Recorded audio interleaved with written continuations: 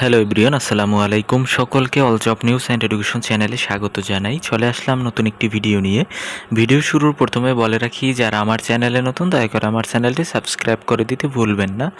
যারা ইতিমধ্যে দিয়েছেন তাদেরকে জানাই অসংখ্য ধন্যবাদ। তো আজকে ভিডিওর বিষয় হচ্ছে 280 পদে জনস্বাস্থ্য প্রকৌশল অধিদপ্তর নিয়োগ বিজ্ঞপ্তি 2026। এখানে কিন্তু পদের ক্যাটাগরি হচ্ছে একটি এবং পদ হচ্ছে 280টি।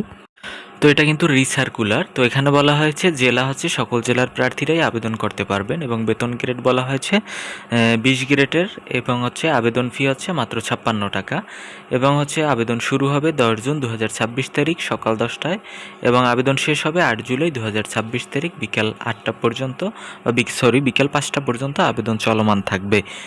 তো আশা করি আপনারা এই সময়ের ভিতরে যারা যারা আবেদন করতে চান অবশ্যই আবেদন করে নেবেন। দেখেন এখানে পদের নাম দেখানো হয়েছে, পদের নাম হচ্ছে অফিস সহায়ক।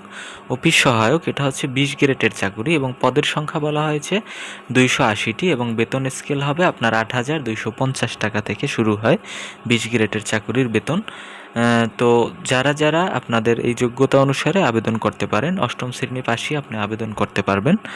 তো এরপরে দেখেন এখানে বলা হয়েছে পূর্বে আবেদনকারীরা ইতিপূর্বে 28 জানুয়ারি 2025 তারিখে প্রকাশিত বিজ্ঞপ্তির বিপরীতে যারা অফিস সহায়ক পদে আবেদন করেছেন তাদের পুনরায় আবেদন করার প্রয়োজন নেই।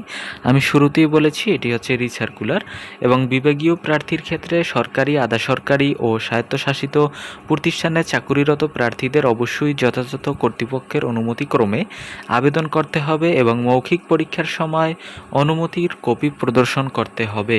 সতর্কতার ক্ষেত্রে বলা হয়েছে চাকুরিতে আবেদন ফরমে সর্বশেষ শিক্ষাগত যোগ্যতা সহ সকল শিক্ষাগত যোগ্যতা উল্লেখ করতে হবে। কোনো তথ্য গোপন রাখলে প্রার্থিতা বাতিল হতে পারে। তো এই ছিল আজকের ভিডিও। দেখা হবে পরবর্তী কোনো ভিডিওতে। সঙ্গে থাকুন আমার চ্যানেলের। ধন্যবাদ।